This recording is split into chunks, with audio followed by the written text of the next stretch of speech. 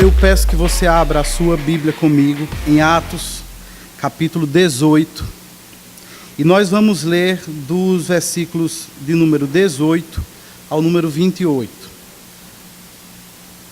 Semana passada chegamos no capítulo 14, no capítulo 18, quer dizer, e hoje nós vamos então concluir esse capítulo. Atos 18, de 18 a 28.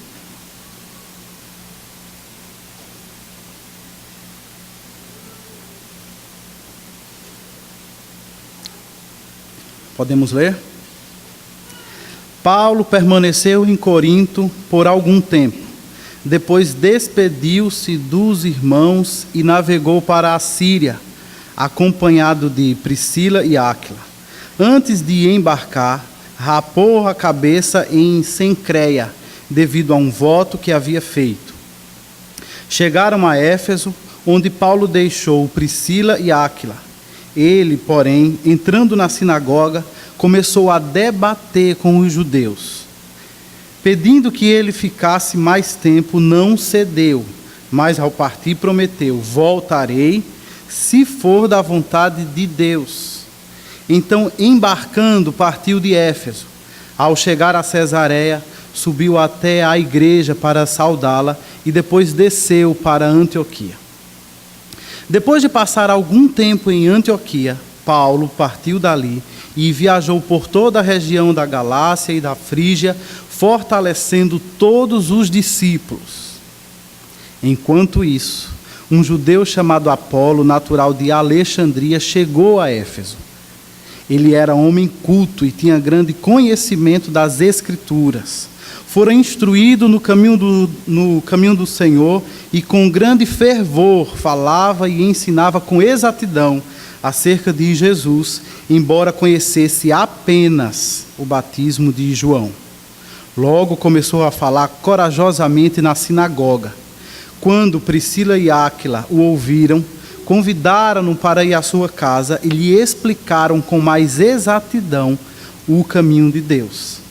Querendo ele ir para a Acaia, os irmãos o encorajaram e escreveram aos discípulos que o recebessem. Ao chegar, ele auxiliou muitos que pela graça haviam crido, pois refutava vigorosamente os judeus em debate público, provando pelas Escrituras que Jesus é o Cristo. Oremos, meus irmãos. Ó Pai querido, Tu és um Deus bondoso e o Senhor sempre cuidou do seu povo. E nesse cuidado providencial e sobrenatural, o Senhor sempre alimentou o seu povo. O Senhor alimentou aqueles que libertou do Egito, no deserto, com um maná do céu. E também através de Jesus, o Senhor alimentou uma multidão, multiplicando pães e peixes. E nessa manhã, Pai, o nosso desejo é que outra vez o Senhor tenha misericórdia de nós e nos alimente. Somos discípulos Teus, nós também fomos libertos do império das trevas e estamos nas Tuas mãos, totalmente dependentes de Ti. Alimenta, Deus, a nossa alma com a Tua palavra viva e eterna. Quanto a mim, Deus, nessa manhã eu Te peço que o Senhor me dê graça para compartilhar com meus irmãos esse alimento espiritual. Que todos nós, ó Pai, saiamos daqui satisfeitos com a Tua palavra. É o que eu Te peço em nome de Jesus, meu Deus. Amém. Meus irmãos, esse texto que nós acabamos de ler, ele é um texto de transição. O que nós vemos ao longo desses 11 versículos é a transição da segunda viagem missionária de Paulo para a sua terceira viagem missionária. E já de início, uma coisa que me chama muito a atenção, não apenas nesse texto que nós lemos hoje, mas em todo esse livro de Atos, é esse nível máximo de engajamento missional que esses cristãos do primeiro século demonstravam. No texto que nós lemos hoje, 4 pessoas são aqui mencionadas e todas elas estão altamente engajadas na missão de levar o Evangelho adiante. Poderíamos dizer que essa igreja do primeiro século Era uma igreja cuja temperatura evangelística estava no seu nível máximo. Eles eram missionalmente aquecidos, de forma que você olha para esta igreja e todos estão envolvidos na missão. Cada um de acordo com aquela capacidade que recebeu de Deus, dá a sua contribuição pessoal, para que esse evangelho não fique ali confinado em Jerusalém, mas que ele se expanda e atinja assim os confins da terra. Todos estão na missão, todos estão pessoalmente engajados nela. No texto que nós lemos hoje, nós temos pelo menos 4 exemplos de homens de Deus que estavam diretamente engajados, diretamente comprometidos com essa missão de Deus. Então, o primeiro deles que eu quero destacar é o apóstolo Paulo. E eu quero aqui destacá-lo como um apóstolo incansável. Na narrativa que nós lemos, diz que ele ainda permaneceu em Corinto por algum tempo. E se você lembra bem daquilo que você ouviu aqui no domingo anterior, você vai lembrar que Paulo decidiu permanecer em Corinto por mais um tempo, mesmo tendo sofrido toda aquela adversidade. Os judeus levantaram-se contra eles, os judeus tramaram, contra ele e apresentaram uma denúncia ao governador. E com certeza a vida de Paulo esteve ali em risco, mas Deus foi misericordioso e usou aquela mesma autoridade, o procônsul Gálio, para que garantisse a liberdade de Paulo pregar o evangelho.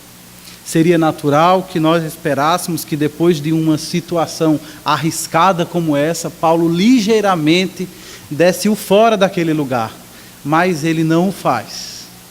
Ele sabe que Deus havia feito uma promessa para ele, Deus havia aparecido para ele numa visão e havia prometido que tinha muita gente naquela cidade e que ele seria usado para alcançá-los e que por causa disso ele precisava falar e não se calar e não ter medo.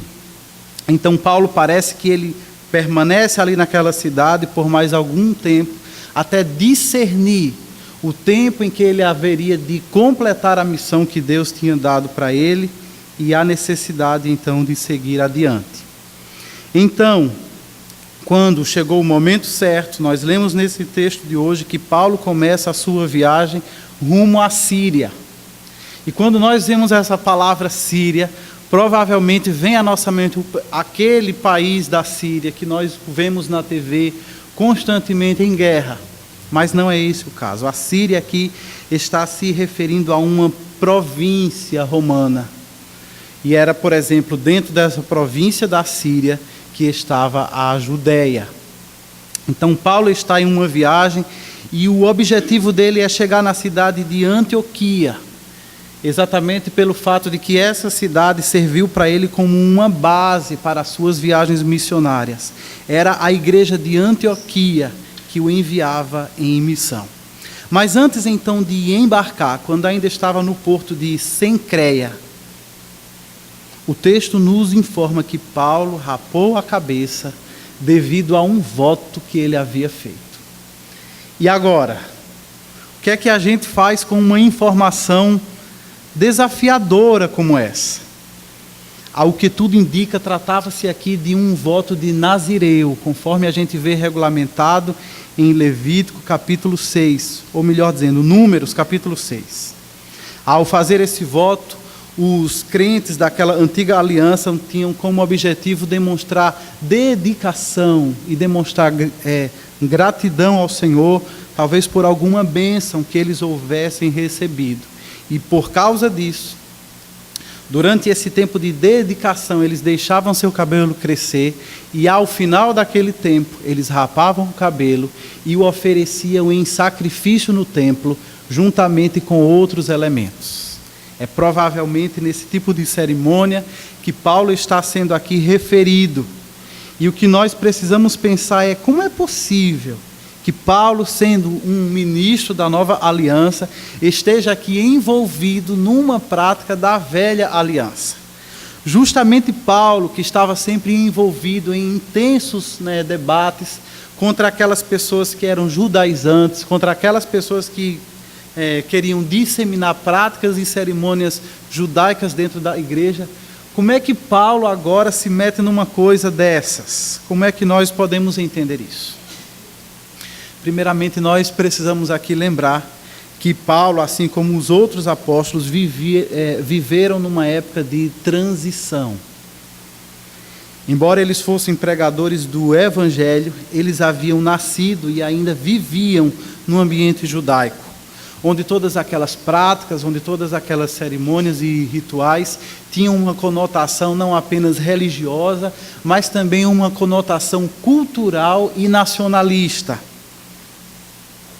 E é por isso que muitas vezes você olha para o livro de Atos e você vê os apóstolos, por exemplo, observando os horários de oração no templo. Outras vezes você olha para esse livro e esses mesmos apóstolos do Evangelho estão frequentando a sinagoga aos sábados e também fazendo votos. Isso inclusive vai se repetir quando nós chegarmos ao capítulo 21 desse livro. Além disso, meus irmãos, algumas das cerimônias judaicas neutras, elas foram consideradas como estrategicamente necessárias para que o Evangelho avançasse também dentro da comunidade judaica. É por isso que você vê, por exemplo, que quando a gente passou pelo capítulo 16, Paulo, querendo que Timóteo o acompanhasse em sua segunda viagem missionária, Paulo o circuncida, porque ele era de origem grega, seu pai era grego, e não sendo circuncidado, ele não teria livre acesso às sinagogas. Mas na condição de um homem circuncidado, Timóteo poderia entrar com Paulo nas sinagogas, pregar o evangelho aos judeus, e se Deus assim determinasse, alguns deles seriam salvos. Então era estrategicamente pensado que eles participassem de algumas práticas judaicas que fossem consideradas minimamente neutras. E em última instância, meus irmãos, para um judeu do primeiro século, o voto de Nazireu era uma forma habitual de demonstrar gratidão ao Senhor. E Paulo tinha muito que agradecer. Provavelmente aqui no contexto, Paulo estava agradecendo pelo livramento que ele havia recebido em Corinto, quando foi, de uma forma sobrenatural, impedido de ser preso e de ter o seu ministério paralisado. Então, meus irmãos, mesmo antes dele partir para Antioquia, Paulo chega na cidade de Éfeso. E lá ele deixa o casal Áquila e Priscila, que já estavam com ele em Corinto, apoiando em sua missão. Se vocês lembram bem, essa cidade de Éfeso, ela já havia aparecido antes. Se não a cidade exatamente, mas a região da qual ela era a principal cidade. Foi também no capítulo 16, quando nós lemos que Paulo desejou entrar na região da Ásia, mas ele foi impedido pelo Espírito de Cristo. Pois bem, Éfeso era a principal cidade da província da Ásia. E agora nós vemos Paulo entrar nessa província e entrar nessa cidade principal com uma facilidade enorme. Mas, contrariamente àquilo que nós esperaríamos, Paulo não se detém por ali. Ele passa por aquela cidade rapidamente, apenas para deixar esse casal. E como para quem não quisesse perder o costume, Paulo entra numa sinagoga e prega o evangelho para eles. Para nossa surpresa, os judeus que os ouvem aceitam a palavra de bom grado e até insistem com Paulo para que eles permanecessem na cidade, a fim de continuar pregando o evangelho para eles. Mas aí, meus irmãos, contrariando todas as nossas expectativas, Paulo não cede. Ele diz: voltarei, se for da vontade de Deus. E então, embarcando, partiu de Éfeso, é o que nós lemos no versículo 21. Meus irmãos, por essa nós não esperávamos. Paulo não era o tipo de pessoa que desperdiçasse oportunidades de pregar o Evangelho. Mas ao que tudo indica, o que ele tem aqui em mente é que o seu ministério em Éfeso vai durar um tempo considerável.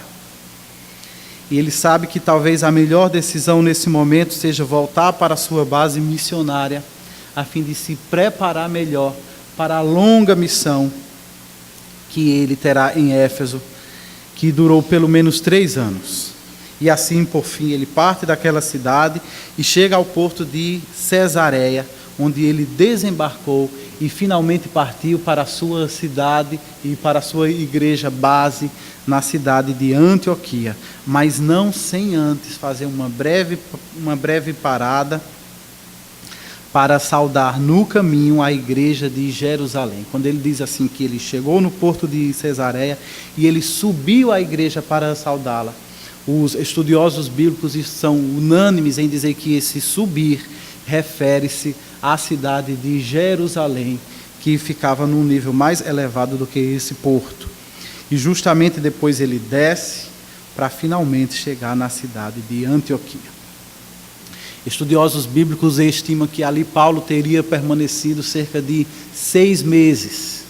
E esse teria sido então o tempo necessário para que ele pudesse descansar, para que ele pudesse recarregar suas baterias, que ele pudesse prestar relatório de todos aqueles trabalhos que ele havia realizado na sua segunda viagem missionária, compartilhasse com aqueles irmãos todas as bênçãos que ele havia recebido ao longo daquela temporada, e assim ele pudesse planejar a sua próxima viagem, buscando inclusive discernir qual era a direção que Deus estava dando para ele, juntamente com todos os outros líderes daquela igreja. E assim, meus irmãos, quando nós chegamos ao versículo 23, em pouquíssimas palavras nós temos registrado o início da terceira viagem missionária do apóstolo Paulo. Leia então comigo outra vez o texto do versículo 23. E assim diz: depois de passar algum tempo em Antioquia, Paulo partiu dali e viajou por toda a região da Galácia e da Frígia, fortalecendo todos os discípulos. Meus irmãos, sabemos que o grande objetivo de Paulo era avançar a pregação do Evangelho, levando principalmente a lugares onde ela nunca havia sido antes anunciado. E é de se imaginar também que Paulo estava pessoalmente ansioso para finalmente chegar a Éfeso, é a cidade para onde ele vai em seguida, para ali estabelecer um ministério e fazer o Evangelho avançar na província romana da Ásia. Mas antes disso, é interessante observar que ele não vai para Éfeso diretamente. Não, ele permite-se algum tempo, parando em regiões da Galácia e Frígia, com o objetivo de fortalecer os discípulos que ali estavam. Paulo, então, é como se ele estivesse detendo toda a sua ansiedade, detendo toda a sua expectativa de chegar numa região que ainda não havia sido, onde não havia sido anunciado a palavra de Deus de forma abundante, e ele considera necessário investir antes algum tempo, passando outra vez por essas cidades onde ele mesmo já havia anteriormente estabelecido igrejas. E o objetivo dele tão somente é fortalecer todos os seus discípulos. E daqui nós podemos entender que Paulo não era apenas um grande missionário do primeiro século, mas Paulo era também um grande pastor. Ele não estava apenas interessado em ganhar mais e mais pessoas para Cristo, ele também se interessava que essas pessoas que haviam recebido o Evangelho da Graça, que eles fossem fortalecidos, que eles fossem adequadamente discipulados, que eles fossem pessoalmente acompanhados. E é por isso que nós vemos Paulo, então, investir esse tempo aqui na região, antes de chegar a Éfeso.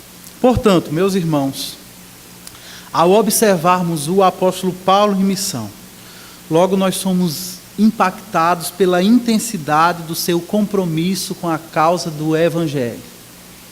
Acompanhamos esse homem ao longo de vários capítulos do livro de Atos, e o que nós podemos perceber é que simplesmente Paulo não para.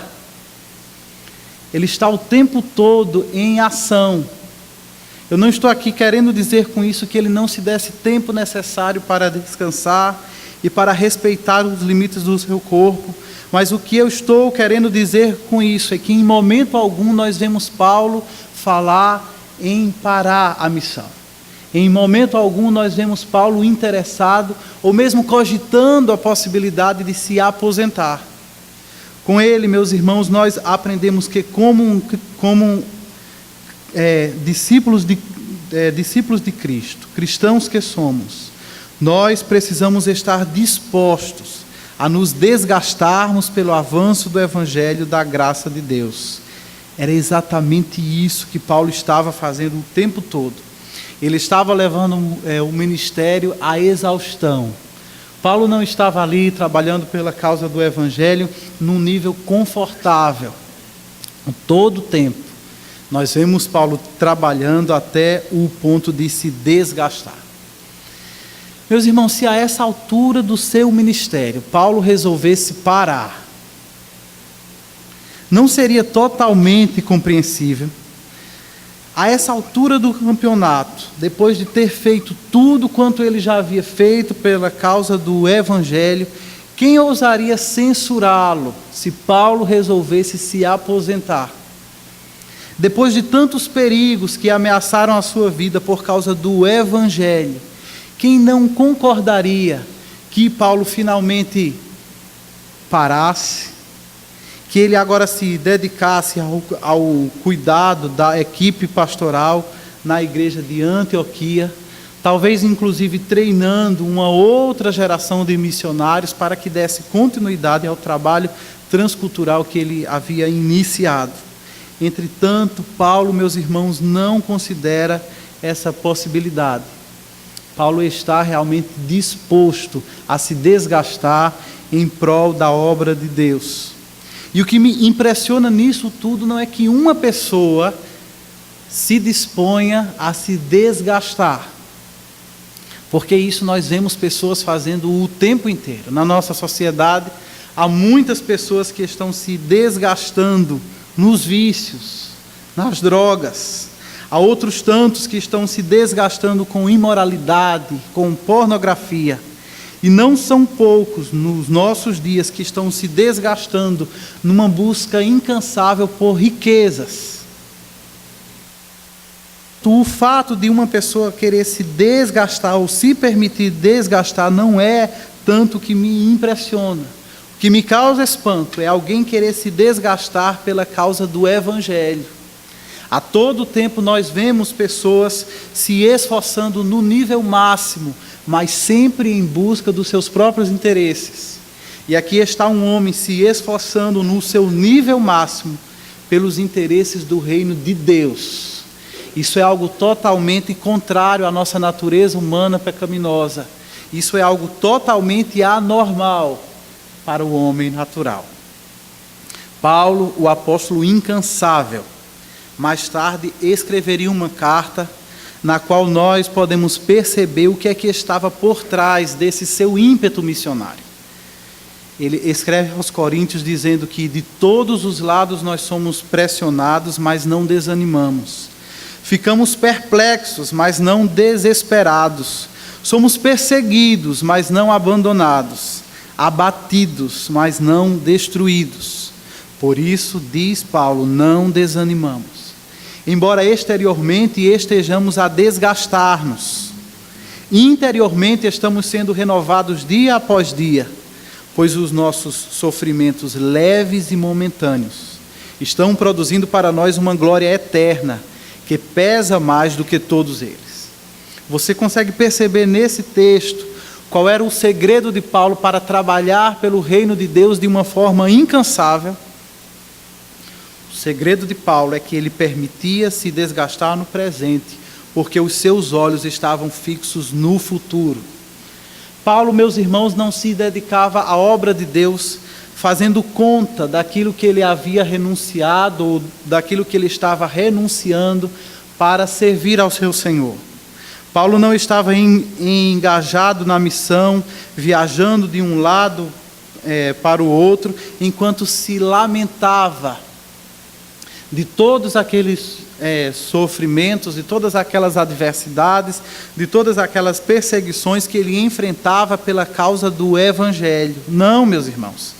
Paulo considerava apenas uma coisa: a glória eterna, que pesa mais do que qualquer renúncia, qualquer sofrimento, qualquer perigo ou mesmo qualquer desgaste que ele pudesse experimentar nessa vida. E eu pergunto, será que você e eu não deveríamos seguir o seu exemplo? Você não acha que nós, como cristãos que foram alcançados pelo Evangelho da graça de Deus, não deveríamos também, no poder do Espírito Santo, entregar as nossas vidas nas mãos de Deus, para que ela fosse desgastada no serviço do seu reino eterno? Será que nunca passou pela sua cabeça que a missão cristã não deveria ser encarada por nós, não como o ápice da vida cristã, não como o ápice, o nirvana, digamos assim, do discipulado cristão? A missão deveria ser para nós uma parte essencial do nosso discipulado. A missão não deveria ser visto como algo apenas para aqueles cristãos de primeira classe, super crentes. A missão foi feita e foi entregue a toda a igreja de Cristo. Paulo também nessa mesma carta escreveu que a missão era tarefa de todos, quando ele disse que todos quantos foram reconciliados com Deus por meio de Cristo Jesus, receberam também da parte de Deus o ministério da reconciliação. Todos quantos foram, portanto, reconciliados com Deus, têm a missão de levar o Evangelho adiante para que outras pessoas que agora estão em inimizade com Deus possam também ser reconciliados com Ele e desfrutar da paz com Deus por meio de Cristo. A história de Paulo, ela nos mostra que é possível que nós entreguemos as nossas vidas na mão de Deus e que inclusive permitamos nos desgastar nesse serviço do Rei. Mas, meus irmãos, Paulo não é o único.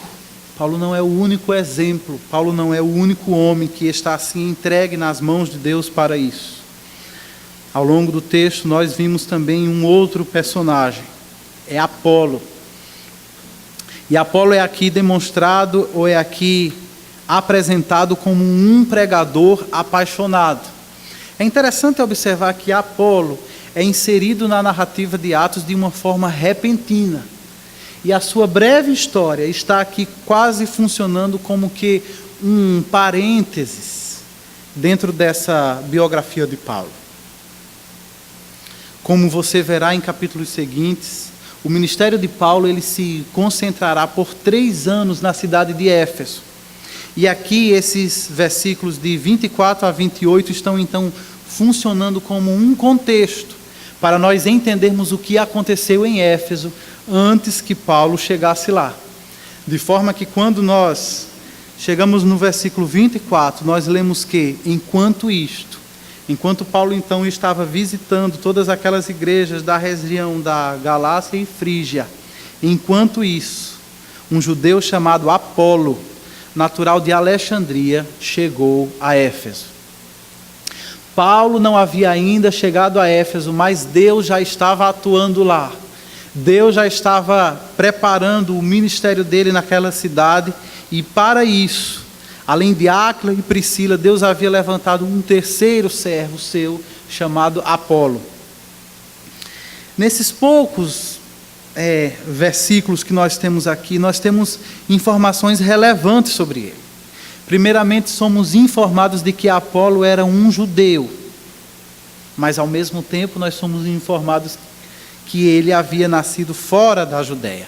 Ele era um judeu por uma questão de ascendência étnica e ascendência religiosa, mas na verdade esse homem havia nascido no Egito, na cidade de Alexandria. E entender um pouco acerca dessa cidade é assim bastante útil para que depois você possa entender todas as descrições que Lucas faz acerca desse homem. A cidade de Alexandria era uma das cidades mais importantes do Império Romano. Era uma cidade egípcia que havia se destacado na antiguidade por uma intensa atividade filosófica e intelectual. Era nessa cidade, por exemplo, que estava localizada a maior biblioteca do mundo antigo, a Biblioteca de Alexandria. Foi nessa cidade também em que foi feita uma famosa tradução do Antigo Testamento para a língua grega, chamada Septuaginta, que ainda hoje é muito importante para os estudos teológicos. Era nessa cidade também que nasceram e viveram homens intelectuais, filósofos, como Filo, um judeu do primeiro século, que teve uma influência marcante naquela época. E por fim, meus irmãos, era nessa cidade também, ou foi dessa cidade também, que a igreja de Cristo teve alguns dos seus mais importantes pais, como Orígenes, Clemente, Atanásio e Cirilo.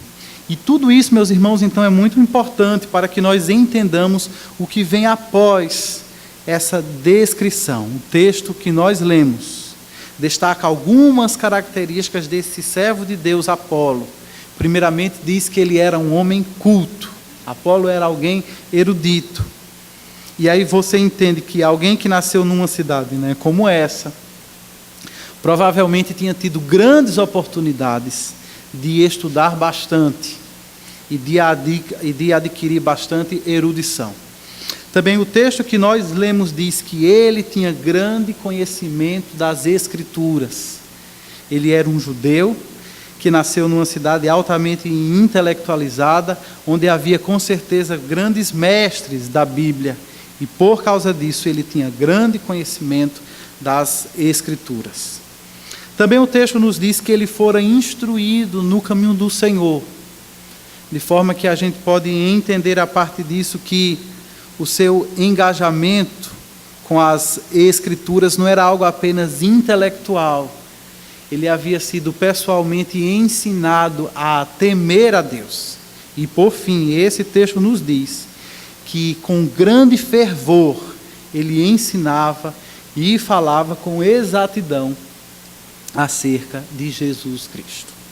A seguir, então, meus irmãos, o texto nos mostra que Apolo, ele se destacava não apenas por essas habilidades, mas que ele era também um homem de atitude, porque assim que ele chegou à cidade de Éfeso, o versículo 26 nos diz que logo começou a falar corajosamente na sinagoga. Apolo, então, era um homem erudito, mas ele não era um teorético, ele era um homem prático. E assim, chegando na cidade de Éfeso, ele não perdeu tempo. E de forma semelhante a Paulo, ele também partiu diretamente para a sinagoga, à espera de uma oportunidade de compartilhar a mensagem acerca de Jesus Cristo. Entretanto, há aqui um detalhe curioso demais. Apesar dele ser um homem tão culto, apesar dele ser um homem tão conhecedor da palavra de Deus, Lucas faz questão de destacar que ele conhecia apenas o batismo de João. O que será que Lucas está querendo dizer-nos com isso? Como é possível que um homem que é um profundo conhecedor das Escrituras, ao mesmo tempo só conheça o batismo de João, que é um evento encontrado bem no início dos evangelhos? Primeiro, então, você precisa levar em consideração que a esta altura, quando se fala em Escrituras, o que está sendo referido é apenas o Antigo Testamento. Ele, portanto, era um profundo conhecedor do Antigo Testamento. Provavelmente não tinha ainda conhecimento acerca dos evangelhos. E além disso, é possível que Lucas esteja querendo nos dizer com isso, que o seu conhecimento preciso acerca de Jesus Cristo estava restrito, se podemos dizer assim, estava restrito ao conhecimento que ele tinha do Antigo Testamento. Tudo que ele podia dizer com precisão acerca de Cristo era baseado naquilo que ele conhecia do Antigo Testamento. Todos aqueles tipos, cerimônias, profecias acerca de Cristo, Apolo dominava isso muito bem, e dentro desse âmbito ele poderia falar com precisão, podia falar com exatidão. Porém, além disso, o seu conhecimento só ia até o período em que João Batista estava batizando pessoas no Rio Jordão. O que é que nós podemos então entender com isso? Que muito provavelmente o conhecimento de Apolo acerca de Cristo estava restrito às instituições da antiga aliança. Meus irmãos, o batismo de João, apesar das aparentes semelhanças, ele não é igual ao batismo praticado pelos apóstolos e depois por seus sucessores na igreja do primeiro século. O batismo de João, meus irmãos, é uma instituição da antiga aliança, ou da velha dispensação do pacto da graça, que foi regulamentada por Moisés. Ele, portanto, era um batismo de arrependimento. Quando você vê João ali no Rio Jordão batizando pessoas, através daquele ritual de lavagem, aquelas pessoas estavam demonstrando o seu arrependimento ao tomarem consciência do quanto elas estavam afastadas da obediência à lei de Moisés. Elas estavam ali expressando de uma forma pública, de uma forma visível, de uma forma dramática, o quanto elas estavam arrependidas por haverem transgredido a lei e o quanto elas se viam necessitadas do perdão e purificação divinos. Já o batismo cristão é uma instituição da nova aliança. Essa nova aliança que foi então inaugurada e consumada em Cristo. E, portanto, o batismo cristão representa a inserção do cristão na comunidade da aliança, pela graça de Deus e por meio da fé em Jesus. O batismo cristão ele foi instituído após a morte e ressurreição de Jesus. Está ali registrado na grande comissão que Jesus mesmo deu a todos os seus seguidores, e ele começou a ser praticado no dia de Pentecoste, após o derramamento do Espírito Santo sobre a igreja de Cristo que ali estava reunida. Portanto, meus irmãos, quando nós lemos que Apolo não conhecia, ou que ele conhecia apenas o batismo de João, nós não podemos ser dogmáticos demais acerca disso, mas as evidências apontam para a possibilidade ou a probabilidade de que ele conhecia muito pouco, ou que ele era bastante limitado no conhecimento das realidades da nova aliança. Ao que tudo indica, Apolo, ele era versado na promessa do Messias, mas ele tinha conhecimentos limitados acerca do cumprimento dessa promessa. E é justamente por isso que quando Áquila e Priscila o ouvem falar na sinagoga, eles logo perceberam essas deficiências.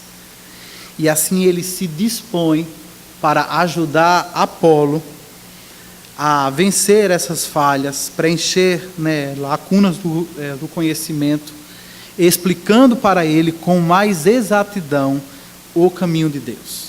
E ao que tudo indica, Apolo recebeu isso de bom grado, porque depois de algum tempo, quando ele desejou pregar o evangelho na Acaia, entenda, Coríntio, os irmãos da cidade de Éfeso o encorajaram e até escreveram uma carta o recomendando para os irmãos da cidade de Corinto, entre os quais Apolo foi usado de uma forma poderosa por Deus para evangelizar principalmente os judeus que estavam lá. E isso também sinaliza para nós uma outra atitude deste homem. Ele não apenas pregava o evangelho prontamente, mas ele estava também disponível para enfrentar novos desafios pela causa do Evangelho. Assim sendo, meus irmãos, com Apolo nós aprendemos que nós, crentes em Cristo, devemos ser humildes e devemos ser também ensináveis, e que por mais conhecimento ou habilidades naturais que cada um de nós tenha, devemos estar sempre dispostos a dar ouvidos àquelas pessoas que têm mais experiências do que nós e àquelas pessoas que podem nos ajudar a desenvolver melhor o nosso ministério. Eu penso que desde que a vida cristã é um processo crescente de aprendizagem, cristãos autênticos, eles devem estar dispostos a aprender sempre. Afinal de contas, discípulo significa aluno. E um autêntico discípulo de Cristo é alguém que está o tempo todo desejoso e disponível, disposto para aprender mais e mais. Além disso, essa breve história de Apolo ilustra muito bem um princípio que é extremamente útil para quando nós estamos recrutando, para quando nós estamos selecionando e também desenvolvendo novos líderes. É que no contexto da Igreja de Cristo, não apenas conhecimentos e habilidades naturais devem ser levados em consideração, mas principalmente as atitudes desse futuro líder precisam ser observadas. Apolo, ele tinha diversas habilidades, predicados naturais, mas não era apenas isso. Ele era um homem de iniciativa e ele era um homem humilde e ensinável.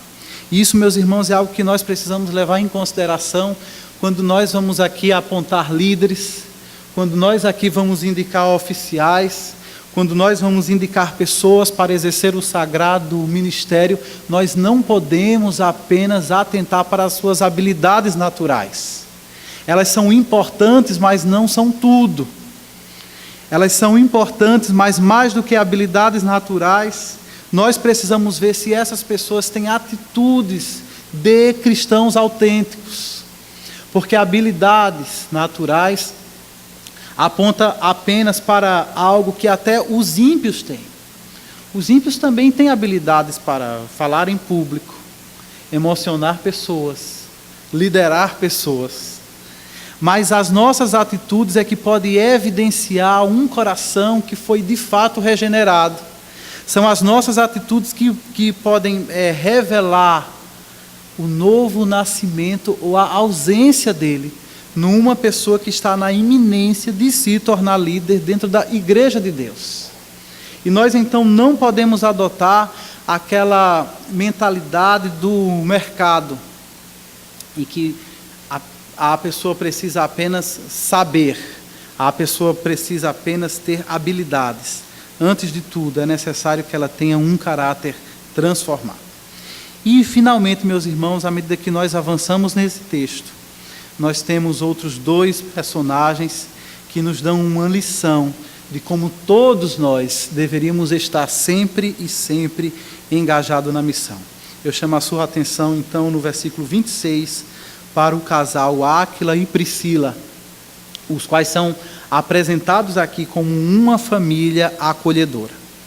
Meus irmãos, se você lembra bem, esses dois personagens, eles já haviam sido introduzidos no início do capítulo 18, sobre o qual nós ouvimos na semana passada.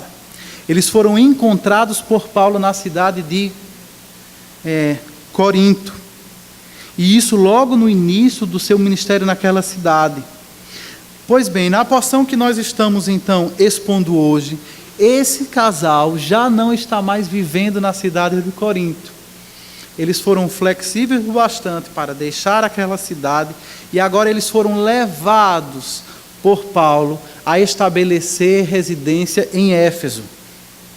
Provavelmente para dar início à pregação do Evangelho naquele lugar, para criar pontes que no futuro facilitassem, inclusive, o ministério do apóstolo Paulo. Mas, meus irmãos, além dessa flexibilidade, o que mais me chama a atenção nesse casal É como eles fizeram da hospitalidade uma maneira de participar ativamente na missão. Observe aqui que, diferente de Paulo, em nenhum lugar se menciona que eles ocupassem cargos importantes dentro da igreja. Áquila não é apóstolo, Áquila provavelmente não é presbítero, Áquila não é sequer mencionado como um evangelista. Áquila e Priscila são pessoas simples, mas que na sua simplicidade usam a hospitalidade cristã para levar a mensagem do evangelho adiante. No texto que nós então consideramos na semana anterior, eles abriram a sua casa para apoiar o ministério evangelístico de Paulo, de forma que eles se tornaram cooperadores de Paulo naquele ministério, à medida que Paulo foi morar com eles. Por outro lado, eu penso também que, diferente de Apolo, nunca é mencionado no texto habilidades naturais que esse casal demonstrasse. Eles não são descritos como pessoas eloquentes, eles não são descritos como pessoas dotadas de alguma capacidade que de alguma forma chamasse a atenção dentro da igreja. Eles são o exemplo clássico daquilo que nós podemos chamar de leigos.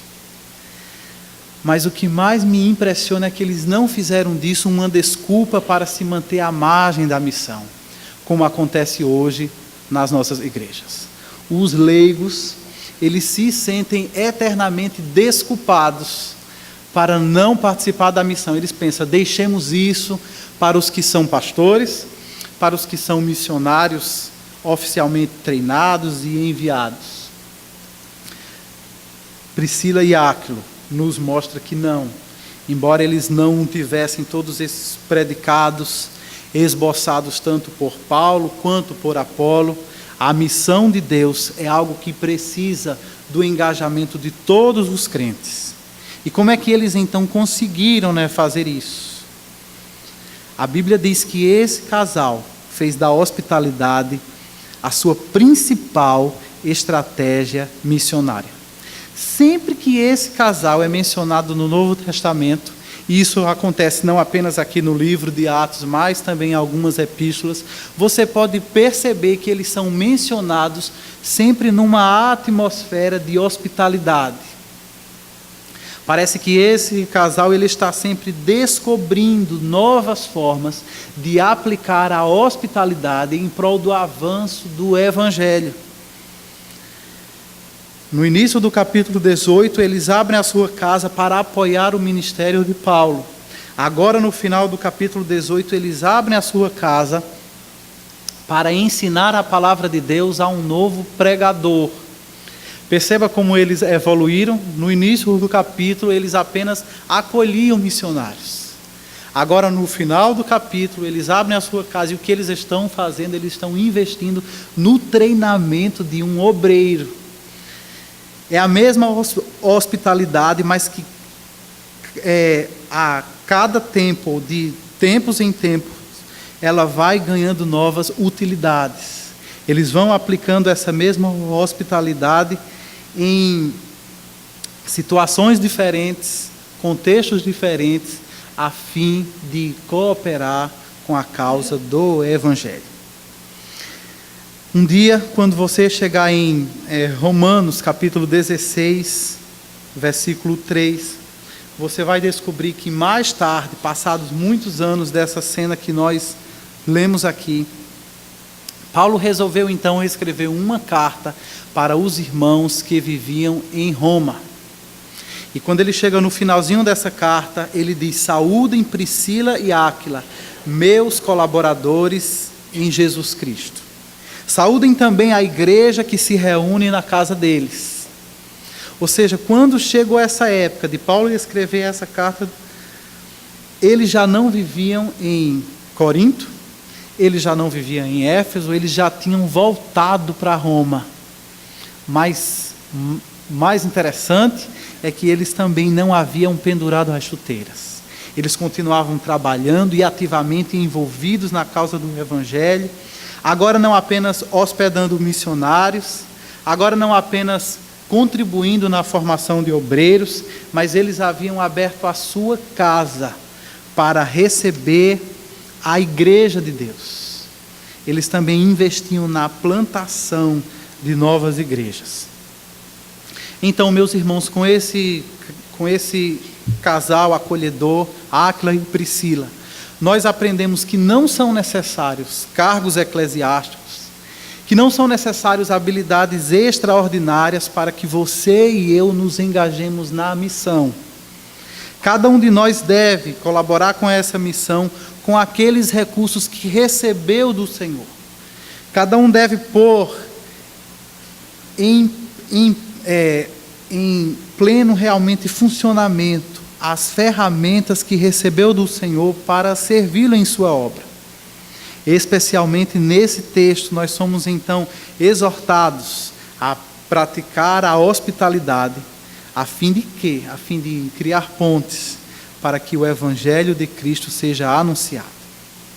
Eu creio, meus irmãos, que a hospitalidade ela é uma ferramenta poderosa, porque ela pode criar um ambiente seguro, um ambiente acolhedor o suficiente para que o Evangelho seja melhor ensinado e melhor entendido. Principalmente quando nós levamos em consideração esse mundo individualista que nós temos, um mundo em que há uma certa idolatria pela privacidade pessoal. A hospitalidade permite-nos demonstrar em atitudes, ou permite-nos exemplificar em atitudes esse evangelho que nós pregamos com as nossas palavras. Mas, meus irmãos, talvez quando você vê um casal engajado, atuante, como esse, você pode ser tentado a pensar que eles fossem assim, porque talvez tivessem uma vida muito boa, porque talvez vivessem numa condição muito confortável. Você pensa, eles não poderiam ter a vida que eu tenho. Não é possível que eles enfrentassem as mesmas dificuldades que eu enfrento e ainda assim se mantivessem ativamente envolvidos na missão. E, meus irmãos, a partir das evidências bíblicas, o que eu posso dizer é que não era esse o caso. Parece que nós temos aqui um casal de pessoas realmente comuns, como eu e você. Primeiramente, profissionalmente, eles não estavam no topo da pirâmide social daquela época. Eles eram apenas fabricantes de tendas, um trabalho manual, um trabalho braçal. Esse casal ganhava a vida literalmente na força do seu braço.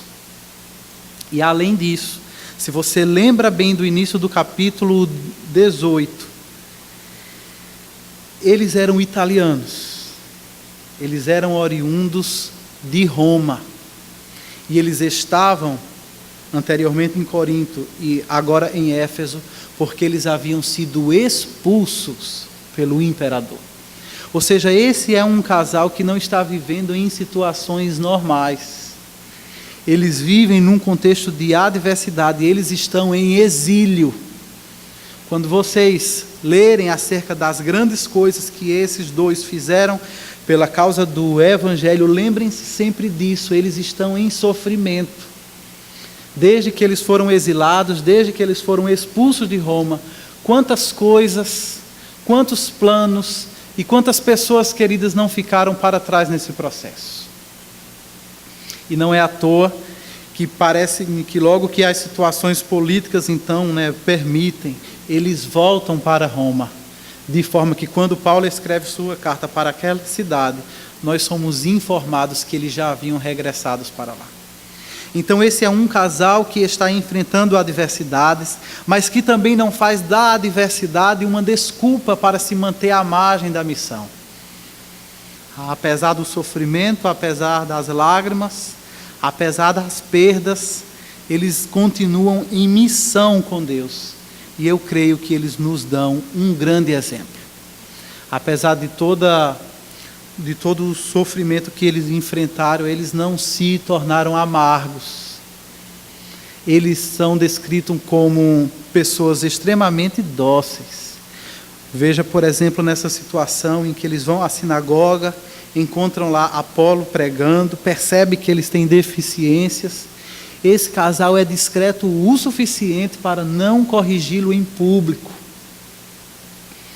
Ele os convida para a sua casa, para ali ensiná-lo de uma forma pessoal, de uma forma discreta, de forma que o ministério de Apolo não ficasse descredibilizado na cidade de Éfeso. Eu gosto de imaginar que, como italianos que eles eram, eles devem ter se aproximado de Apolo no final da reunião na sinagoga e convidado para irem à sua casa e, quem sabe, comer uma pizza, um espaguete original, autêntico. E talvez Apolo nem imaginasse que por trás daquele convite tão bom, agradável, estava a intenção de ensinar-lhe com mais exatidão acerca do caminho de Deus, acerca do Evangelho do nosso Senhor Jesus. Então veja como, apesar de tudo, nós temos aqui um casal dócil, um casal amável e um casal verdadeiramente disponível nas mãos de Deus para ser usado por Ele com aquilo que eles têm. E, meus irmãos, para concluir essa mensagem, eu gostaria que você não saísse daqui apenas encantado com Paulo, com Apolo, com Áquila e Priscila. Eu realmente gostaria que você, olhando para esse texto, não perdesse de vista o grande e o verdadeiro protagonista que é Deus. Por mais impressionante que seja o trabalho de Paulo, Apolo, Priscila e Áquila, nós não podemos deixar de ver que é Deus que está por trás de toda essa história, conduzindo, comissionando e dirigindo tudo quanto nós lemos nela. Mais uma vez aqui eu volto para essa carta que Paulo escreveu aos Coríntios, no trecho em que ele diz: eu plantei, Apolo regou, mas Deus é quem fez crescer.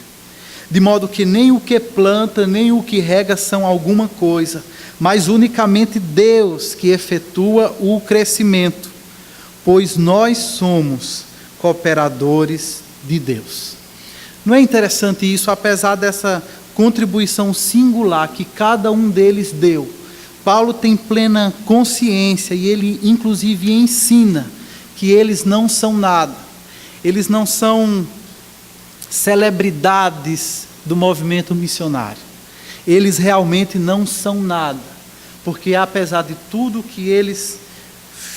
do que eles tinham feito, se Deus mesmo não estendesse a sua mão, fizesse algo extraordinário e produzisse o crescimento, eles mesmos não poderiam fazer. Portanto, meus irmãos, nós devemos ter em vista que, apesar de quaisquer dons, quaisquer capacidades extraordinárias, o resultado da missão não depende de nós. O resultado da missão depende de Deus, que nos dá todas essas capacidades. Precisamos levar sempre em consideração que o resultado da missão não depende dos nossos esforços. Depende sim da vontade de Deus. É Deus que faz a coisa acontecer. A missão, portanto, não pertence à igreja de Cristo. A missão pertence ao próprio Cristo. Ela é a missão de Deus. É Deus que, através dos séculos, está executando o seu plano redentivo a fim de salvar os eleitos de todo o mundo. E a nós cabe simplesmente o privilégio de nos tornarmos cooperadores na missão de Deus. Que assim, portanto, Deus nos abençoe e nos desperte para que todos nós estejamos ativamente participando da sua missão. Amém.